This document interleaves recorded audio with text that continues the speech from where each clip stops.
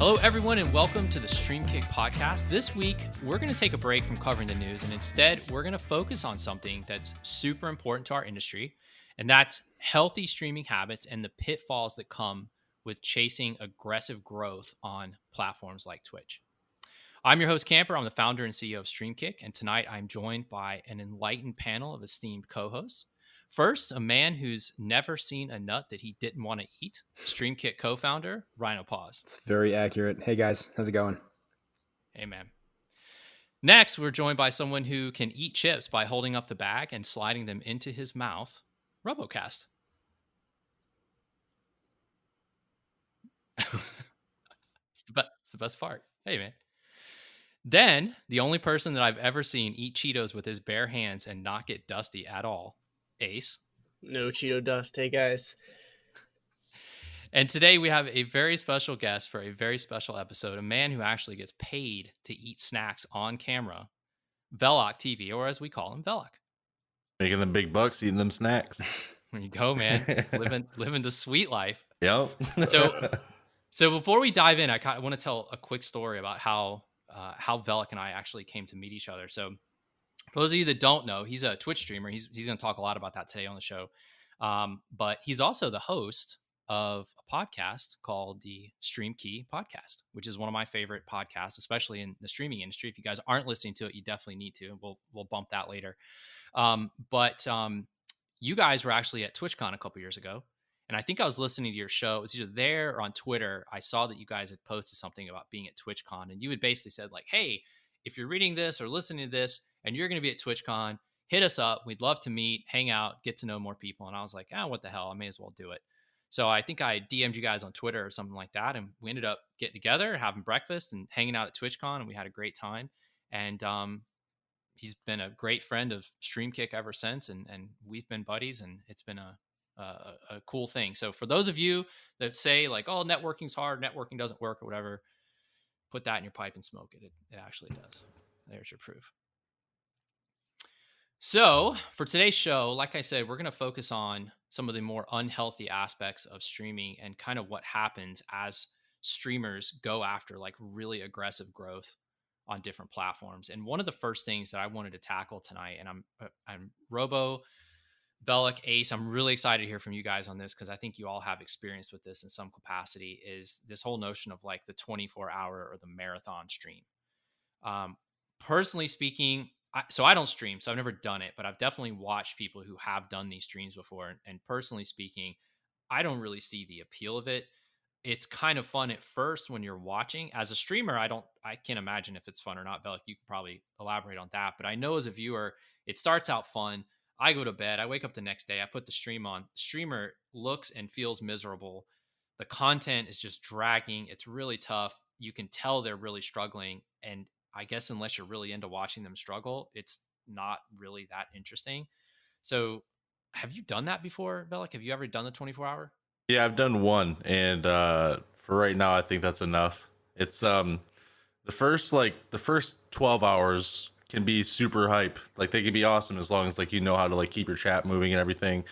And just try to make it fun, just like with any stream, but it's obviously way longer now. But when you get towards like the last like 3 or 4 hours of stream, like it sucks for me, it sucks for the people watching, because like you said, like I'm struggling to even stay awake, let alone play a video game and talk to chat and try to keep it somewhat entertaining all at the same time. So yeah, for me, I think one is enough for right now until, I don't know, maybe I still haven't recovered from it yet. I don't know, but it's been like years and I'm still done. So, a little bit of you died inside when you a little. Why'd you do it? What was the thought process leading up to it? Was it like one of those things where you're like, I just want to say I did this thing and now I've done it? I had experienced a little bit of growth on my channel, and I just wanted to do something to celebrate and just kind of like pay back the people that have been supporting me. So I was like, well, I'll do a 24-hour, and you guys have been so kind and so supportive of my channel, so I'll embrace the suck for 24 hours and I'll try this out. I respect it. Dude, I streamed for like 4 hours one time on YouTube. I needed like a 16-hour nap after that stream. That's tiring, dude. I don't know how you do it. It's difficult to get used to for sure, because it's a lot more than people realize. People think it's just, oh, you're just playing video games. You know, it's nothing. You play video games all day, but there's so much more that goes into it. I mean, it's definitely mentally taxing for sure. Yeah. So Robo, like, what was that like? For you going from being someone who can record and then edit and then publish videos kind of at your leisure to like, okay, you're on, let's go. Yeah, I was kind of scared at first because like you can't edit anything. And I'm a pretty like I wouldn't say, kid centered channel because I'm not making kids content out here, but I'm like a pretty like I guess you could say family friendly creator. I don't really cuss a whole lot. My videos are pretty like I guess you could say innocent, just talking about games that died, games that aren't around anymore.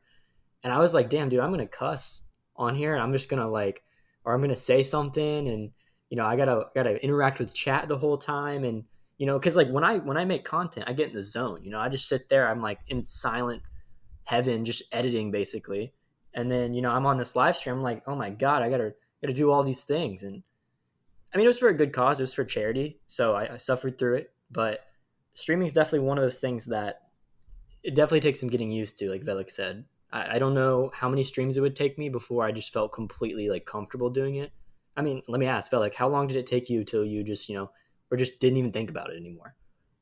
Honestly, I think a couple years. I mean, to really feel like I was confident, like you can feel like okay with it, and it can feel almost kind of like normal, but like to actually like get to the point where I felt confident in myself, it definitely took at least 2 or 3 years.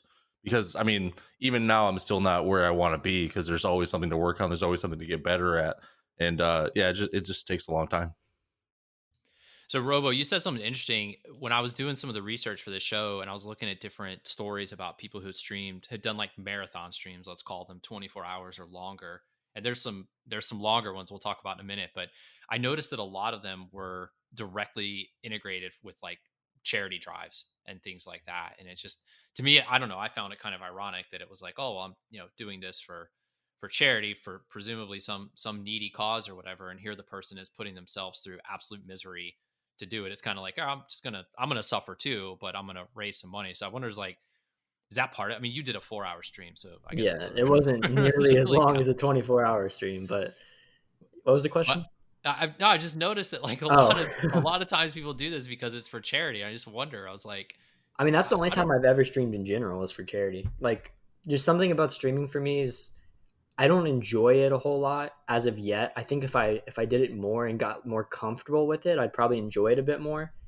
It's something that's always interested me, but more or less I did the charity streams as a way to kind of test the waters, but to do it for someone else because on my own I wasn't motivated enough to just do it. You know what I mean? Yeah, yeah. So what on the charity subject? One of the stories that I found was actually about this guy. I guess he was in like the Pacific Northwest, Seattle or something like that. But he died doing a 24-hour stream. Dude was only 35 years old. I don't know what kind of like health conditions he had, but he was charity streaming for the Make a Wish Foundation. And he got up, and then his viewers, like after like 30 minutes, was like, something's not right. And something wasn't right at all. The guy just kind of dropped dead, and that was that. And I don't know if I don't know if they were able to say like, oh, it's because he did this that it happened, because it was like later in the stream, but it definitely didn't help. I'm sure the guy must have had some kind of underlying conditions or something. But something that they pointed out in the article that I thought was pretty striking was that they were talking about Twitch, and this isn't like a Twitch thing per se. This is more just a streaming thing. But they said, these platforms are like a really congested space, and a lot of these streamers are doing anything that they can to get more attention on their channel. So there's all this pressure for them to build up an audience, and they look at something like that. And to Velik's point a minute ago, streaming in general is, I think, harder than people who've never done it may think that it is. And then all of a sudden you've got the pressures of like, okay, I'm in it, I'm doing it. Maybe you spent money on it, whatever. And you're like, I'm going to do anything it takes to get more attention on my channel. And then, of course, you're inevitably going to see, oh, 24-hour stream, so and so's doing it, or you should do it, or here are some tips to making it happen. And I think it's just, I think in general, the attitude is just too carefree about it. I just think it's not healthy. And I don't even think that it's really worth doing for the most part. So Velik, I guess I'm going to toss this one over to you, man. But like, you went full time I Mm-hmm. think what, like a little over a year ago. You've been Yep. at it for just over a year. I mean, you would know probably better than anyone else what the pressure's like because this is what you do. Right. So There's always a pressure for sure. I mean, you don't want to be stale, and you definitely don't want to, to lose the following. yeah, so and that's kind of the whole point of what we want to talk about tonight is like, people get into it, they get really into it, but then I feel like the whole like, you know, ethos of streaming is just like, it just sometimes just caters to like really bad habits, and a lot of people who stream have a lot of times can have, very, addictive personalities, right? Like a lot of times the people are going to sit there and play games all day. There's a reason for that. I know because I was in that same boat a long time ago, and I know what that can be like. And I just think these things kind of like feed off of each other. Um, all that aside, though, you did it, and you obviously you're fine, or you say you're fine, right? You're still Yeah, I think I'm struggling. fine. Yeah. But what was like your prep like? What you're like, all right, I'm gonna do this thing. Like, how did you like get ready for this? And what was like your like mindset going into it? So to prep for it, I made sure to stream. I made sure to do it on a day that I don't normally stream, and also what didn't have anything planned the next day. So I don't ever stream on Saturdays or Sundays, so I planned it for Saturday as soon as I woke up at like 9 a.m. or something, and I just went until 9 a.m. on Sunday, knowing that I could take the rest of Sunday to recover and then get back to my normal schedule Monday or Tuesday, whenever it was. Um, but yeah, so I made sure that I had a little bit of caffeinated beverages for later on in the night, made sure I had some snacks to eat, made sure I was taking breaks, made sure I was chugging water. I even chugged water all day the day prior just to make sure I was fully hydrated and ready to go for the 24-hour stream. Um, and then I just planned which games I was going to play and how I was going to try to keep chat kind of interacting a little bit. So I started out with a solo game, with a single player game. I think it was like Dark Souls 3 or Bloodborne. I did that for a few hours just to keep their attention. And then I moved into multiplayer games just to bring more people in and keep everybody talking. Because if it's just you talking the entire time, it's going to be like, for me personally, it would have been a horrible experience if it was just me. Which I think is another good point, is that people do charity streams, or I'm sorry, 24-hour streams too early. Like, they could have like 5 concurrent average viewers, and maybe they want to see more growth, and they'll do a 24-hour stream trying to grow from that. But if you only have 5 viewers, there's really not going to be a whole lot of interaction that goes on within that 24 hours. So you really have to think about the size of the community that you have that can kind of hold the weight a little bit for you of your 24-hour stream, as opposed to you having to do it all on your own without conversations going.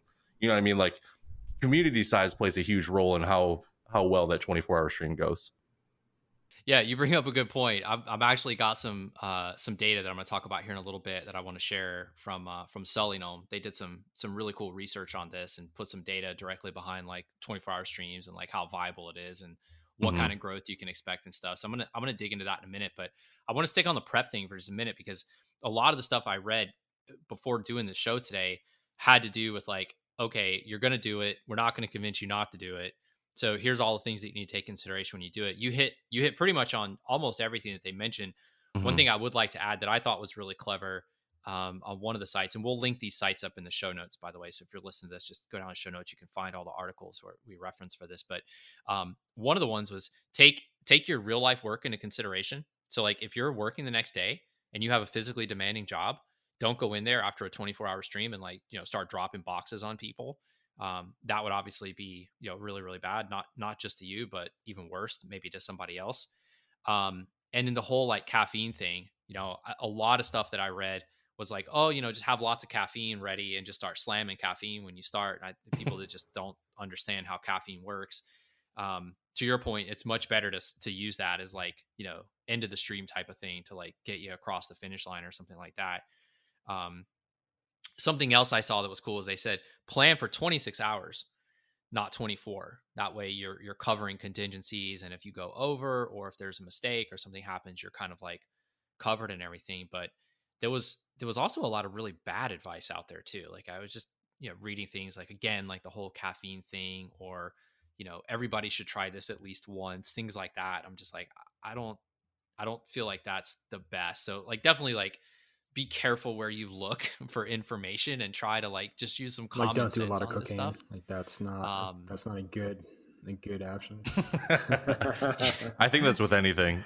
Yeah, exactly. Not just 24 hours. Thanks for the life advice, dude. But getting into the data side of it, I think we can dig into this for a little bit here. But so Sully Gnome did this like 2-part blog post where they went through and like grabbed all this Twitch data they have from the API and just ran it against people who had done 24-hour streams.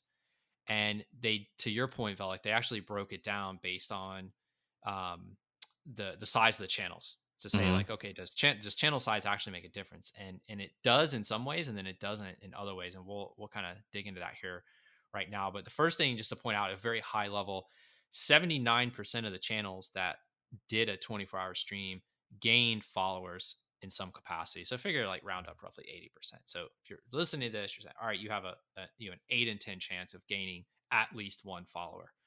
But I also think it's worth pointing out that 17.5 didn't. So you could invest this time, and this is anything 24 hours or longer, by the way. You could invest this time and get absolutely nothing from it, right? That's something, not to be pessimistic, but it's something to consider.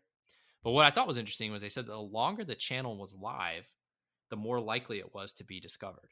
And I think this kind of gets at the root of why, this kind of behavior is like almost encouraged, is because of how the different discovery mechanisms work on these channels, where it's like, just be live, be present more often, and you're more likely to get discovered. And I think that in and of itself kind of fosters some of this bad behavior. Totally agree. Yeah, go ahead, elaborate. I'm curious what you guys think about that.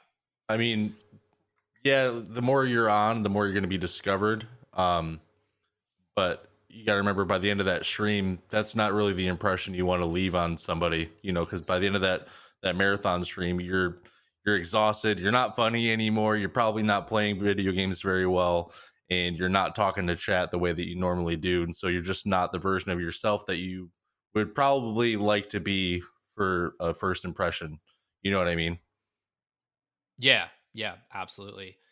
On the discovery note though, like from a YouTuber's perspective, Robo, I'm kind of interested because like that's the one thing that YouTube has done so well. At least I think, right? I'm not a YouTuber, so I can't say definitively, but one thing I think YouTube has done really well is just they've just made it so that content creators, it's like you create content, you put it out there. The better your content is, the more likely you are discovered. Where I feel like as on Twitch, it's not necessarily that. It's more just like be there, and hopefully you will be seen, or someone will search for something and you will show up in those results. Yeah.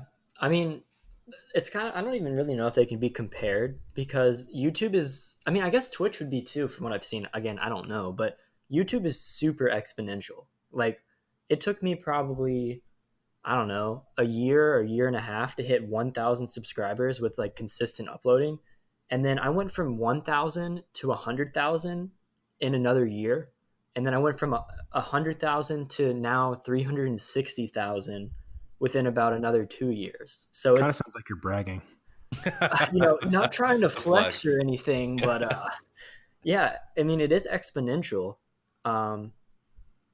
Velik, would you say that Twitch streaming is exponential? Because I see these people like Ninja and all these other streamers who just, the more they're talked about, the more they grow, and it's just like a snowball effect. Is that true with all streaming, or just like, the outliers, like these really big famous people who stream? I mean, definitely the more followers and the more viewers you get, the faster you grow to an extent, because the more viewers you have, the higher up in the directory you are for each specific game. So you're easily more discovered, like if the higher you are up on there, because people have to scroll down far less. And people talk about you a little bit more. Maybe you're playing with people that have a little bit bigger of a community, and maybe you get some growth off of that. But so in that regard, I think Twitch, like, you can grow that way. But what it's missing that YouTube has is like a search function. You know what I mean? Like, if I were to put a YouTube tag or a YouTube video up and put some tags in there, like overweight fat guy plays shooting game or something like that, like I could do that and you can search that up on YouTube, but there's nothing on Twitch that allows me to do that. You know what I mean? So Twitch is just, I'm looking for a game and then we'll find a streamer later, basically. Yeah, I feel that. And honestly, I also feel like the difference could be from the fact that when you upload YouTube content, you're going in knowing exactly what you're uploading. And then like when you're streaming on Twitch, for example, you're not going to really know what's going to happen. So you're not really able to like tell people in advance what they're about to be seeing. Like you could say generic stuff like, oh, I'm playing COD, come play with me or whatever. But you can't really be like, oh, epic, 8 kills in a row, whatever, with a knife. Like you can't do that on Twitch. Right. And you could also just have a really bad day of streaming where none of the games go well at all, like where you just keep getting clapped, and that's the day you have to deal with and figure out how to make content for. See, and my question with that is there a specific structure for structuring your stream titles? Because I see some of these stream titles and they're just like the weirdest, most just strange titles. And it'll just be like chilling with the homies playing a game and then exclamation point IP to join the server. Like, I don't know. Is there a good structure for that? There's no like known way for like the best title. I mean, the best thing that you can do is just come up with something that catches somebody's eye and maybe makes them laugh. Like I call myself Fat Shroud. So usually that's the first thing that I put in my title is Fat Shroud. And that usually gets more attention than, a generic title like you were saying, chilling with the homies, because anybody can go watch someone chill with the homies. Like that's literally everybody on Twitch ever. But Fat Shroud, a little bit different, and hopefully it makes people laugh. Yeah, exactly. Yeah, pretty much every title on Twitch has the word chill in it. If you go just chill stream, bro. Yeah, it's always just like chill stream, like just come chill. It's like I don't need to be in your channel to do that. Positive vibes. Yeah. Oh, chill vibes, bro. Chill vibes. Those are just, and then you join and they're just like screaming and dancing to the Harlem Shake like it's 2014. Yeah, chill stream. I mean, for me, like I'm not speaking for everybody because there's a lot of people who put out really good content that put chill in their title. But I remember when I used to put chill in my title, I would think that might just be another word for boring. You know what I mean? Like, so I try to do something different, something that won't be misinterpreted. Yeah, the stream title thing is interesting. If you look at, this is anecdotal, obviously, but if you look at some of the top streamers on Twitch, and by top I just mean like highest viewership, if you notice a lot of times their titles, unless they're into like esports or something, like if they're part of an org, their title is generally just pure garbage. Like or it'll just be like one word, like memes. Like that'll be the title, and it's like, okay, obviously title does not matter at all. I'd probably click that though, to be honest. Yeah, well, I mean, you still have to see it, right? For them, it's still at the top. But I mean, like, if I was to start streaming, I'm at 0 viewers. I can throw whatever I want in there. It's really not going to make any difference because nobody uses the search functionality on Twitch. It's just not really used. There was like a whole Reddit thread about that. I think it was like yesterday. Someone was talking about using that search bar. Like what's something, I don't know, like what's the best way to use a search on Reddit? People were just like, or on Twitch, and they're like, don't. Like, yeah, pretty much. Yeah, that's the best way. Just ignore that it exists. It really is useless for sure. Hey, Valak, kind of off topic, but I was just curious, how long did you stream part-time then before you went full-time? And then what kind of pushed you to go full-time? Okay. To make that decision. So I streamed for maybe 3 years part-time. And I kept getting way more into it, and I kept feeling like I was getting better at it. I still haven't necessarily hit the point to where like I'm a full-time streamer financially, you know what I mean? So my wife is doing really good at her job, and she knows how important streaming is to me, and how much I enjoy doing it. And so she's kind of let me, quit my job and pursue this just to try to, focus on this, basically to get this going full time. Whether it leads to something happening in the future or not, it's just something that I really enjoy doing. And I'm just way happier not having to go to work and being able to do this and, do something that I can be proud of, basically. Like I'd rather make less money doing this than more money at my old job, basically. But yeah, so the thing that kind of pushed me to really go for full time was I was doing pretty horribly at my full-time job, and I was doing pretty good at streaming. And I was like, well, I'm pretty much done not being good at my job. You know what I mean? It's basically like living two lives. Right. So I just quit. I didn't just quit. I gave him like a 3-month notice or something. But then I went into full-time streaming because my community was getting a little bit bigger and I was having a lot more fun doing it. So cool. It sounds like your wife's a keeper. Yeah, I would say so. Yeah. If you take anything away from this podcast, Velik married smart. Mm-hmm. Always marry smart. Always marry smart. That is good advice, though. Yeah, have a good one. Don't forget to like, follow, and subscribe. So going back real quick, because I think there's some great data in this article. And this goes hand in hand with Velik, what you're saying before about channel size. So one of the things that Sullivan was saying is that the channels that had 10 or fewer followers basically achieved nothing with a 24-hour stream. So again, keeping the meme alive. If this is the only thing you take away from this, if you're listening to this and you have 10 or fewer followers, the data says you are wasting your time doing a 24-hour stream. What was interesting, though, is it said that if you're around that 320 or so followers range, that's like the sweet spot. That's where they said that was where they noticed the most growth, and they measured growth across followers and viewership, but they also looked at it in terms of velocity of growth. So pre and post 24-hour stream, did it affect the rate at which you gain viewers and gain followers as a direct result of doing a 24-hour stream? And so we'll talk about that in a little bit too. Interestingly, viewership generally peaks between the 4th and 10th hour. Then it drops until about the 16th hour, and then it pretty much holds steady throughout the rest. So Vel, I'm going to toss it back to you, man. How do you remember kind of how that ebbed and flowed for your stream? Were you even paying attention to that, or were you just like really content focused?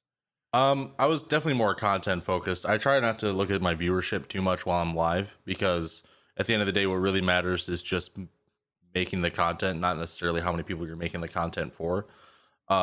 So I definitely focus a lot more on just keeping chat flowing and just keeping things engaging and fun, as opposed to how my viewership was doing. But based on just like I would see chat, get a little bit slower or speed up at certain times. And that seems about accurate. I mean, like the numbers that you were just saying kind of go with how your energy levels would typically go with that. You know what I mean? Like after 16 hours, you're pretty much that last 8 hours are tough for sure. And yeah, there's not much hype to gain more viewers for those last 8 hours.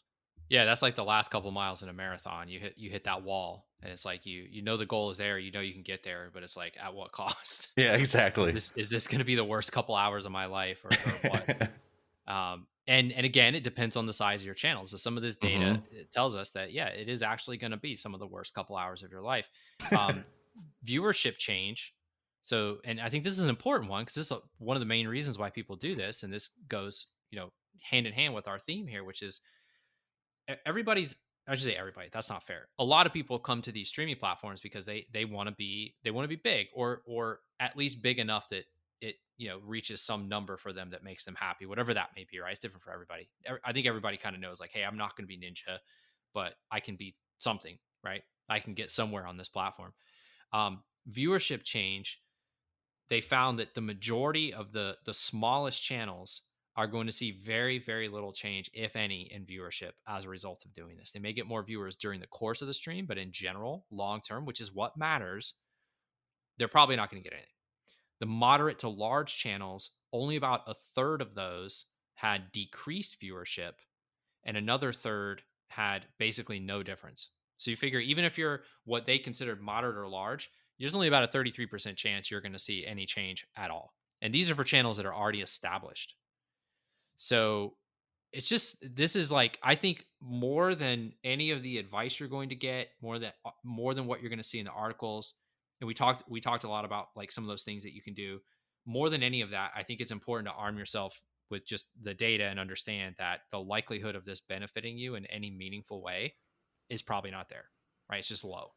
However, if it's something that's important to you and you want to do it because it's like one of those cool, like, hey, I can check the box and say that I did this, and it's like a personal goal, I don't see the harm in it personally. I think if that's what you're going for, by all means, go do your thing. That said, what was the one thing? Oh, Anthony Kong fan You know him, Velik? No. Anthony Kong fan. So he was I forget what games he used to stream. He used to stream a lot of different stuff. I think he's still on Twitch.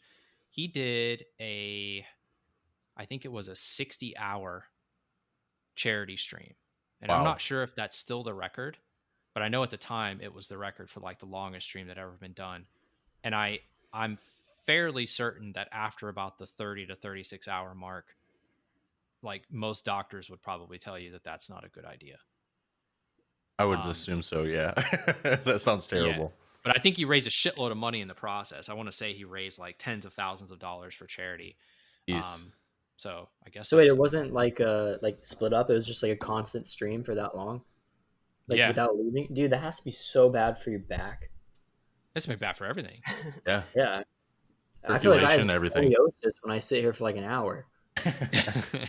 My question is at what point does Twitch step in to say something about this? So, like, I think it was last week we talked about the Safety Advisory Council, or maybe the week before. And I was reading, and one of the things that they said was that the responsibilities would go, beyond kind of the safety and typical like Twitch controversies, and more into promoting healthy streaming and work-life balance habits. And one of the things that they reference people actually like dying and getting, having serious health and mental side effects. So is there going to be a point? I mean, 30 hours into the stream, you think Twitch would say, like, you shouldn't keep doing this because you're going to die on our platform? Is there some point they step in there? I feel like that's not Twitch's responsibility. Like, I feel like it should be common sense that if you're going to not move for 36 hours, it's not healthy. But I mean, I don't know. So after 50 people die trying to do these live, like 60-hour live streams, you think Twitch might then say, like, this probably shouldn't be something you're doing here. Maybe they limit the length you can stream for. I feel like 100's a nice round number. 100 deaths? Are you saying like related to the streaming length, or you just really like the number 100? Like completely off topic. Just the number 100. Okay, yeah, that's what I figured. See, these are the hard-hitting insights. This is why Rhino is here. I don't think Twitch. I think like to Ace's point, I think it would take some major thing happening before they stepped in and they were just like, all right, now we need to do something about this. Because I think I hate to say it this way, but I think until there's some legal or financial repercussion, that I think Twitch is just going to kind of let this stuff fly. Yeah. I mean, it'd probably look worse for them to limit it than to just wait and like hire a PR team whenever they do need help with it. Maybe they should put out some sort of information for people that are, because there's like you were saying earlier, there's a lot of misinformation. So maybe what Twitch should do is just put out something into their community saying, like, maybe these are the things that you should do if you do plan on doing a longer stream. Try to keep it to this, time limit, because anything past this could be dangerous for you and your body. I think it would be smart, because there are a lot of people that just think this is what you're supposed to do as a Twitch streamer. You're supposed to do these crazy long streams, and you really don't have to. There's plenty of people that have never done one, will never do one, and props to them. Like, you should feel no pressure to do a 24-hour stream, because it's super unhealthy for you. Yeah, it's exactly right. I think that's the thing. And I think that's the responsibility that streamers have too, is to say, like, hey, I'm doing this because I want to. I'm not doing this because I feel like I have to. Like, this is a personal choice. It's fun for me. I'm just going to do this thing. But I definitely do think, like, as a community, the community just needs to be a little better at policing itself for this stuff, and not like just egregiously encourage, like, hey, go do it. It's awesome. You're going to love it. It's great for your channel. Right. I've seen plenty of streamers. There's one streamer I used to watch all the time, and he would do one a month, and he did it every month. He didn't always do it at the same time, but he always did one a month. And I remember one time I was watching him, and he would always take like a day or two break, and he'd just come back after doing it, and his channel just started like throwing mad donations and subs at him, and like, do another 24, like, right now do it. And he's like, no, it's like, I'm not doing it. And they're throwing like crazy money at this guy.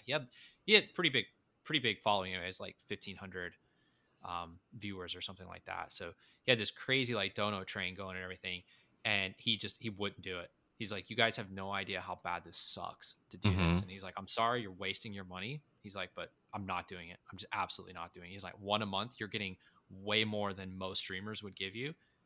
I'm not doing 2 back to back, like not happening. And then I think he did 1 like the week later. That kind of sucks though, because I mean, there is that kind of, you know, feeling for some viewers that they just throw money at you and you do what they want. And that's not how it is at all. It doesn't matter how much money you just threw at somebody. You know what I mean? Like, that's their stream and they know what's good for them and themselves. And you just got to be okay with that.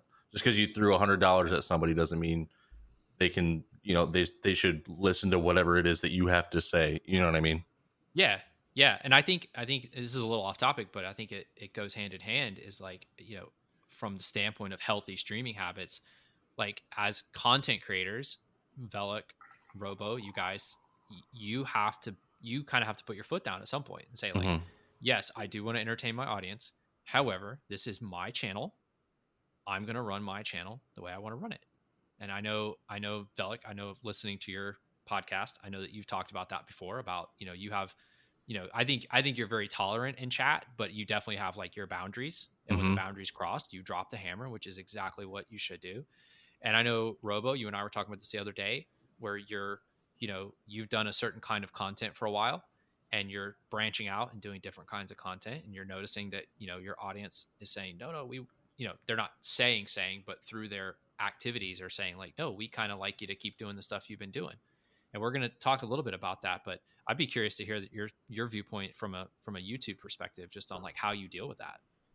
Yeah, I went through a bunch of phases because I've been doing YouTube fairly consistently for about 5 years now, and I've been making money from it for about 3 or so.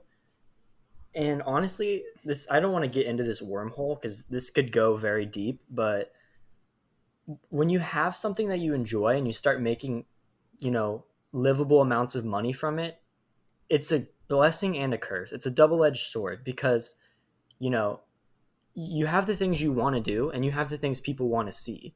And there's just something subconsciously about when you make money from it. I don't know how to explain it. It just kind of changes everything about it. And you have to fight that because you're going to, again, even if you have values and you're standing firm on things, you're still subconsciously going to want to do what makes you the most money. As much as you could say, no, I do it for what I enjoy, it's almost guaranteed that you will at least somewhat be tempted to do what's going to make you the most money. But you have to balance it to where you do what you want and you do what your viewers want. You can't neglect the viewers. You can't just like, oh, fuck you guys, I'm going to do whatever I want. I'm going to start playing Roblox live and you guys got to enjoy it. Like, you can't do that. But at the same time, if you want to do something, you should do it. You know, I don't know. Like I said, I could go on a rant for like 20 minutes about this, but to answer your question, you just got to find that medium where it's a mix of what you want and a mix of what the viewer wants, but you got to kind of intertwine it to where you can't tell the difference. Hopefully that made sense. Yeah, it does. It does. But I think it goes back to the root is like, it's your channel, you own it. You need to do the thing that you think is best. You definitely finding that balance between what your audience wants and what the content you're comfortable making. Because here's the thing, if you're able to build an audience with the content that you like to do, you're always going to be able to build on that. It's not like there's a finite number. I mean, there is, but there isn't like a finite number of like people that are interested in a certain type of content, right? Like if they want to watch, you know, Fat Shroud aimbot people in, you know, what did you say you were playing now? Warzone and Valorant. Yep. Yeah. So I mean, if they want to watch that, like they're going to watch that. Like there's going to be people who are going to find that content entertaining and are going to watch it. And I think this actually segues really nicely into one of the other main areas we wanted to focus on the show tonight, which is the whole notion of like single game versus variety game streaming, or variety streaming, I should say. Because it's not just gaming now, it's like a lot of different things. And it's crazy because like when you look back at Twitch's history and kind of where Twitch has come from, a lot of the earliest streamers on the platform, a lot of them burned out because they were playing one game and they were either good at that game or they were just one of the first people to stream it. It was like, right place, right time kind of thing. And there's very, very few of those old school streamers who are still around that were single game streamers. Most of them either started out as variety streamers, which was really hard to do back then. I arguably still kind of hard to do, really hard to do back then, or at some point they made the switch. And that's kind of what I wanted to talk about a little bit. And felt like I'd love to hear your thoughts on this, man. But like that transition, because I feel like that's the one thing. It's like this lingering problem that I think every single game streamer faces is like one day it's going to happen. And that can either be your call, or it can just be like one day you're just like, you know what? I'm done with this game. I can't play it anymore. I cannot do it anymore. And you have to make that switch. But did you start out with one game, or did you kind of mix it up and do variety from day one? I started with Counter-Strike Global Offensive, and I've never been too much of a variety streamer. I've always just tried to stay at the first person multiplayer kind of thing. I've done a couple story games here and there or whatever, but I think the key is to have like a style of game that you play as opposed to just the game itself. You know what I mean? Because there's plenty of first person shooters out there, but if I only consider myself a Rainbow Six Siege streamer back when I was playing Rainbow Six Siege, if I was still playing Siege, I would literally be hating streaming every day.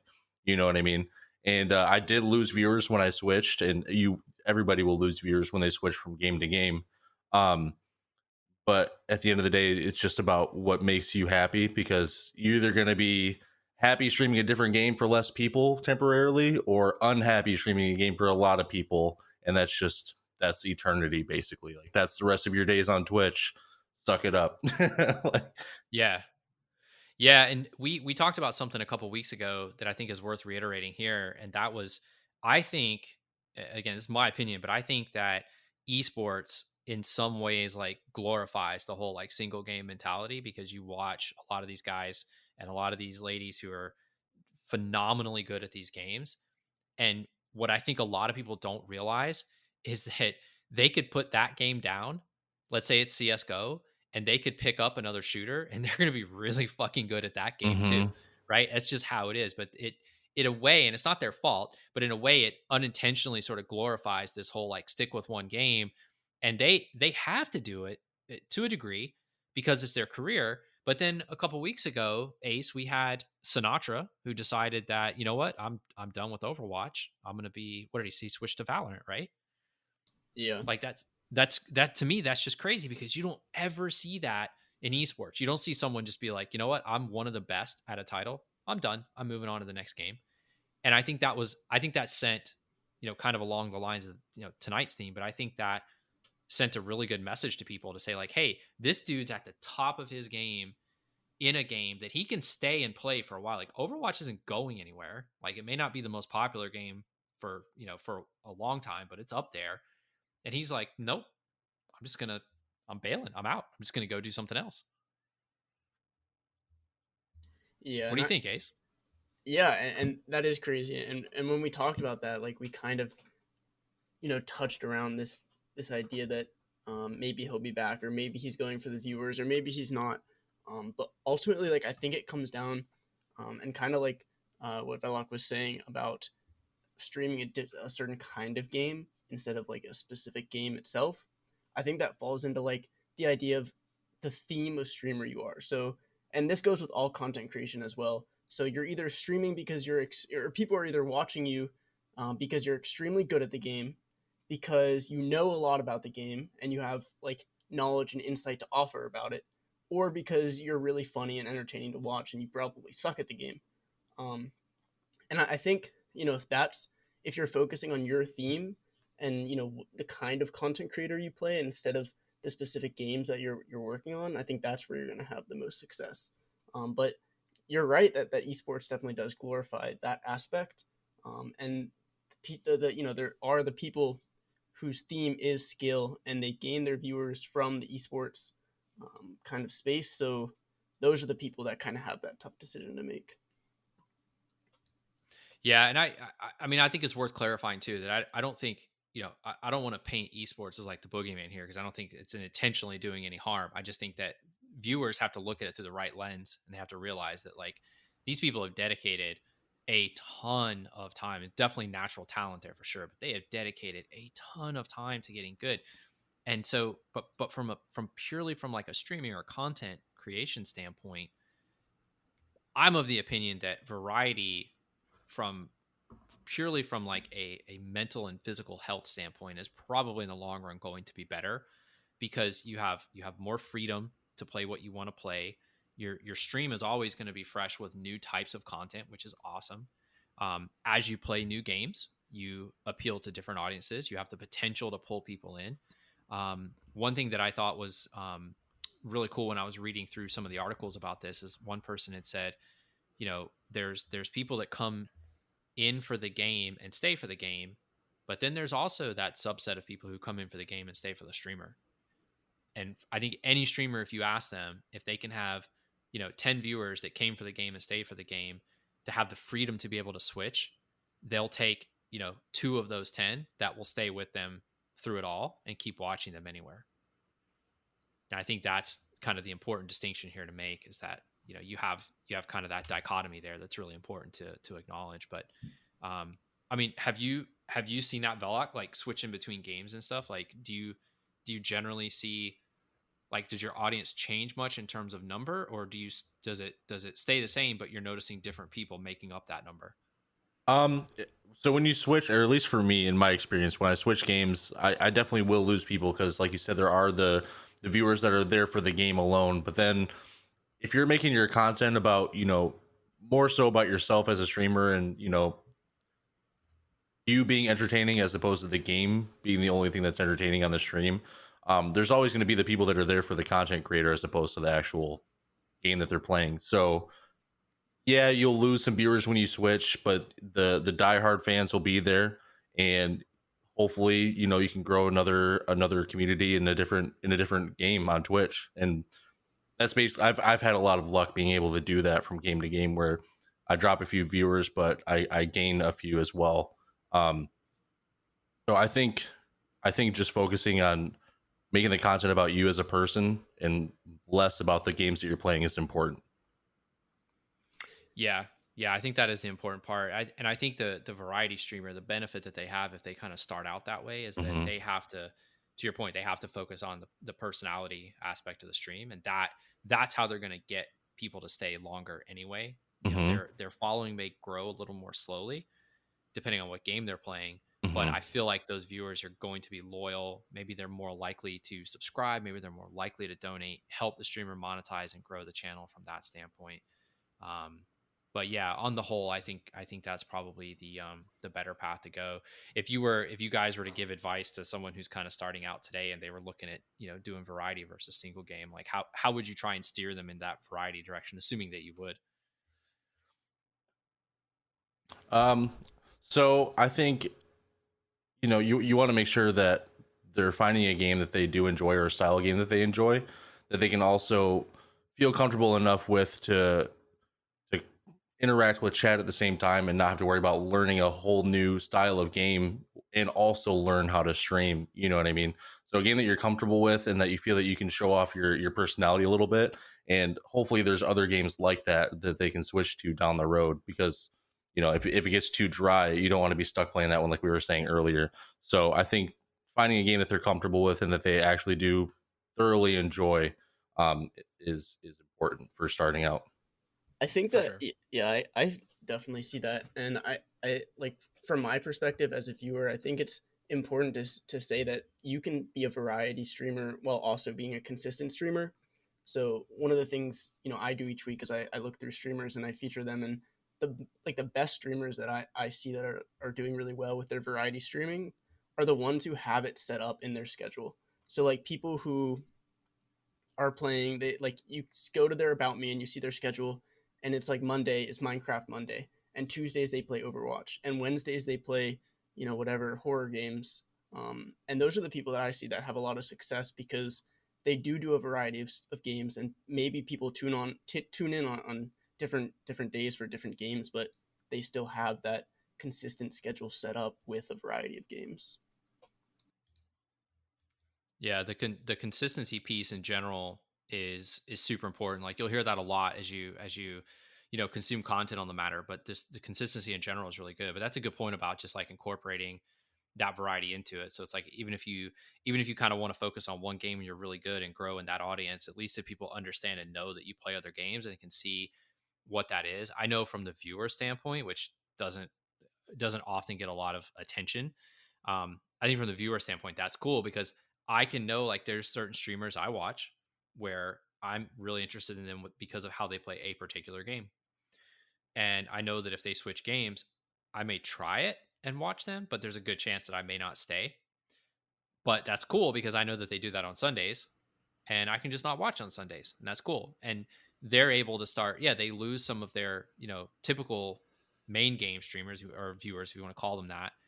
But then they steadily acquire from the other game. They start steadily acquiring people there who then transition over to the main game. So it's kind of I think that's an interesting approach too, more that like hybrid approach where you're primarily in one game, but then you have the flexibility to do other stuff if you need to do it. Cool. The last point on tonight's show that I wanted to get to has to do with people taking breaks.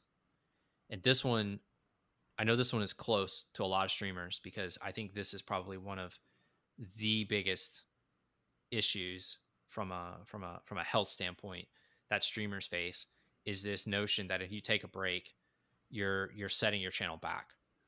And the truth is, in a lot of instances, for a lot of people, that does happen. But I think the important thing is to reconcile that it's just the natural cycle of this industry right now, at least. That's just kind of how it works. So an example of that, and this was just a really recent story, was Tyler One took a break for 1.5 months. And those of you that don't know, Tyler One is a very very colorful League of Legends streamer. I guess probably a good way to put it. He's an interesting, super chill. Yeah, super chill, exactly. Yeah, he's an interesting character. I personally love watching his streams. I think he's a very talented streamer, but he's a very skilled League of Legends player. He's one of the best. So he decided that he was going to do the I don't know what it's called, but he was going to get to Challenger, which is like one of the hardest things to do in League of Legends, which is already a pretty challenging game, only playing jungle, which is not his main role. So he knew that if he did it on stream, it would never happen because he would get stream sniped. So dude, and this is typical Tyler One. Dude committed, went all in, took 1.5 months off of streaming, did nothing but play jungle and League, and he made it. He made it to Challenger, which is just absolutely nuts.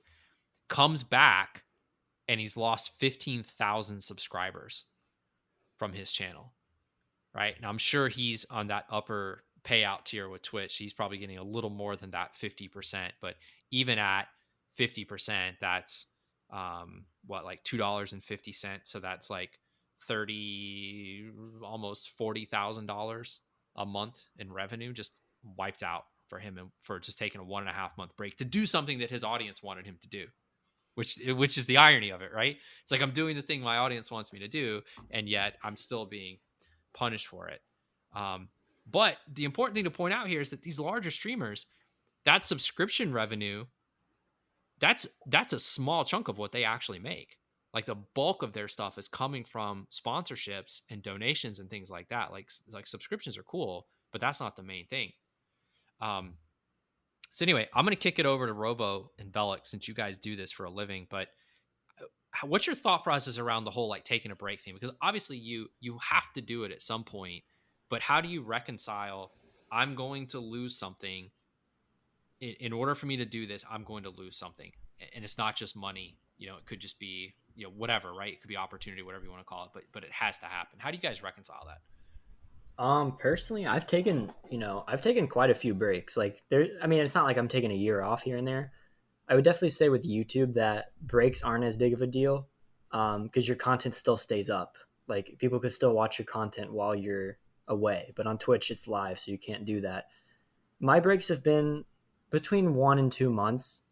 And honestly, I think those breaks single-handedly are the reason why I'm still doing YouTube. Because there's been times where I've just been overwhelmed with all my college work and everything going on, and then I'm like, oh man, I got to make a video this week, And it could get stressful. And if you aren't careful, it could ruin the entire thing for you. Like if I wouldn't have taken a break, I guarantee you I would have gotten completely burnt out. And my 1 month of not uploading would have turned into probably 6. So my advice would be, if you feel like you need to take a break, just do it.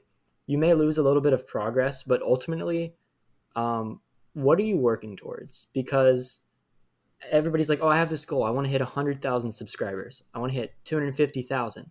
Guess what? When you hit 100, your goal is now up to 500. And when you hit 500, your goal is up to 1,000,000. And it may put a little roadblock for a minute if you take a break, but you could eventually work back around it. You just got to refocus yourself and continue where you left off. And like I said, that goal never ends. Like, you know, at first I was like, I would love to reach 10,000 subscribers. And now I'm like, oh, I want to hit 500,000. And then from there, it'll probably continue to go up.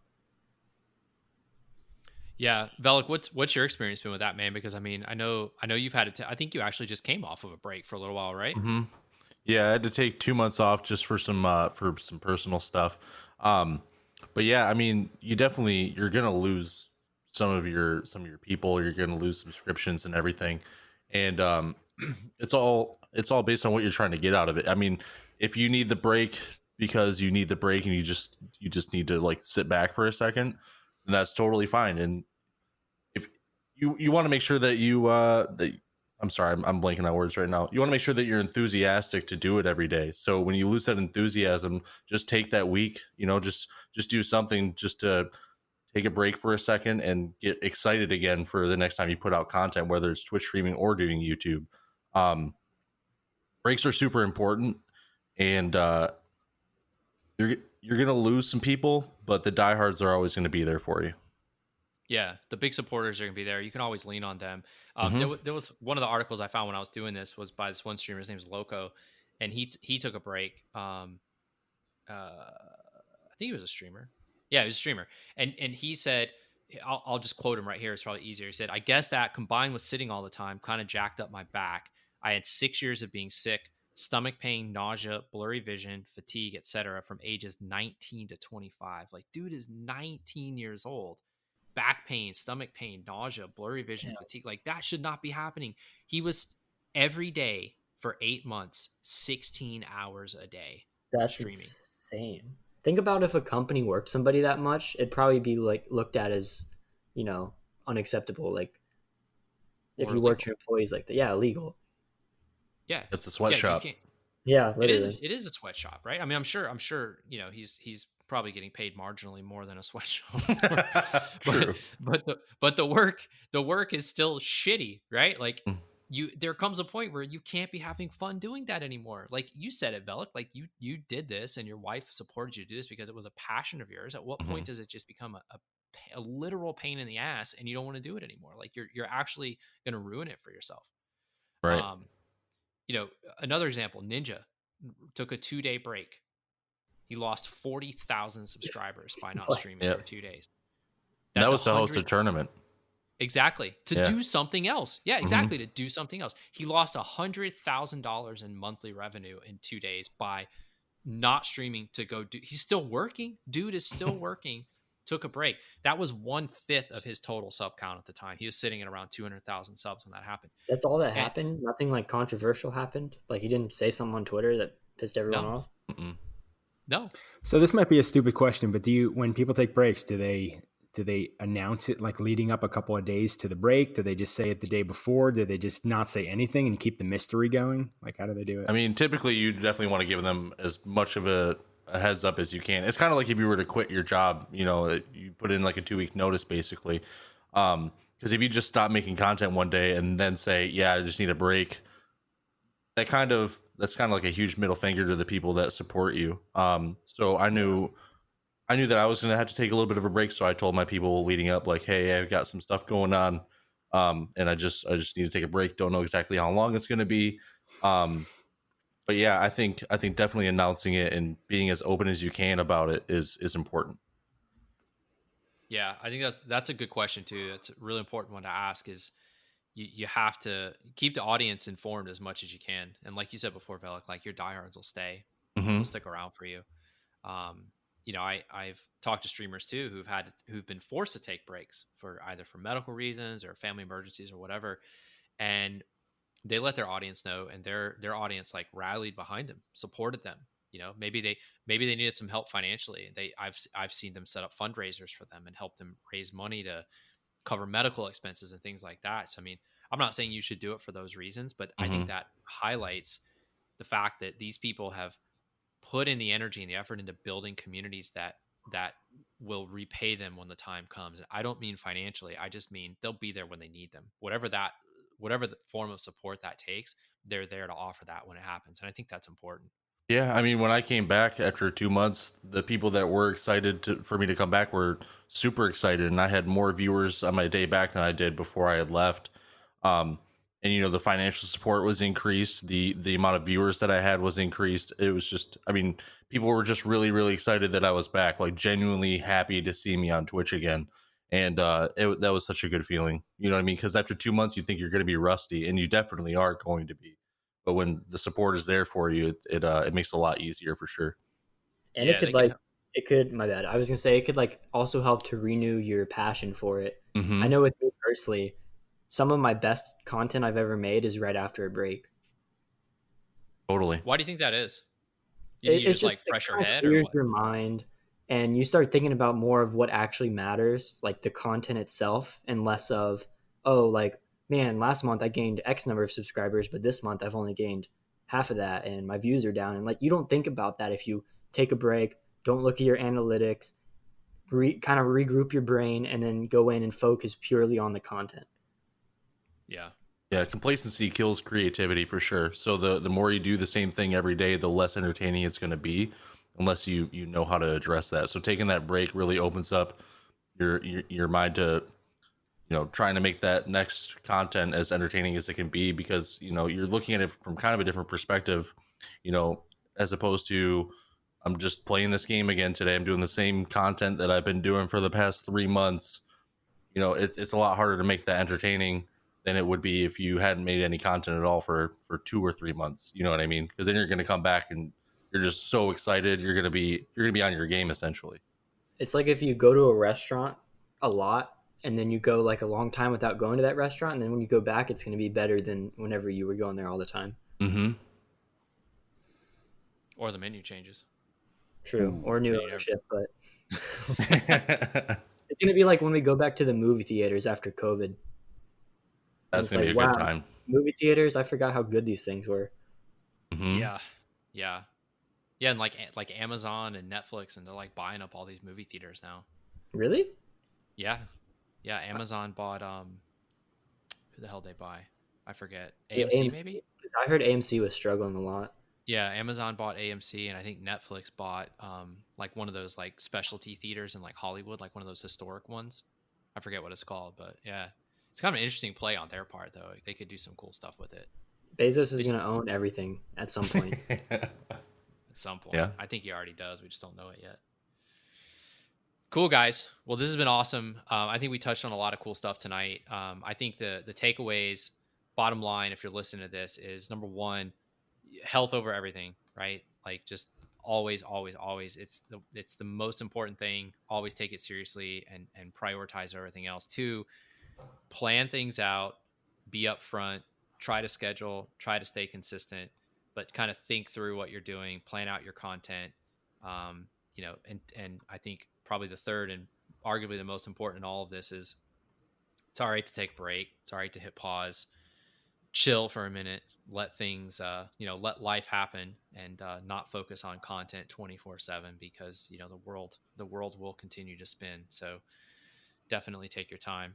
All that said, Velik, man, want to say thanks for having you on the show tonight, dude. You're the first guest of the StreamKick podcast ever, so awesome. Thanks for having me. That.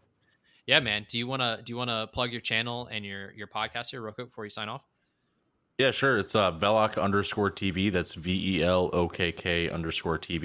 Podcast is called StreamKick, and that's over at True Gaming. The True Gaming Twitch channel. So TRU Gaming. Yeah, definitely. If you guys are listening to this, definitely check out StreamKick. StreamKick Podcast was a big inspiration for us starting the podcast here at StreamKick. Those guys have been putting on a show.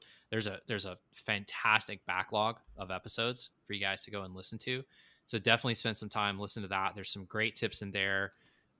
Really, really good content from a great group of people who are just fantastic content creators. So I can't recommend it enough.